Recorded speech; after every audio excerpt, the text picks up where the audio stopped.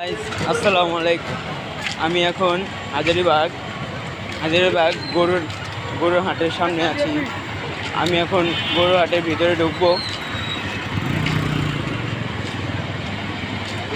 আমার সাথে আমার মামুন ভাই আছে, শাফিন। এই দেখেন। হ্যালো গাইস, কেমন আছেন? কেমন আছেন? ভালো আছেন? আমি গাড়িটা নিয়ে একটা ব্লগ ভিডিও বানাবো, তারপর সবাই লাইক সাবস্ক্রাইব করবেন প্লিজ।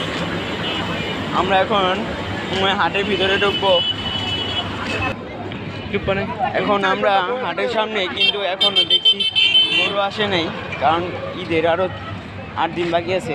দেখুন দেখুন মাদ্রাসার ছাত্ররা, ওই যে ওখানে কয়টা গরু আসছে গ্রাম থেকে।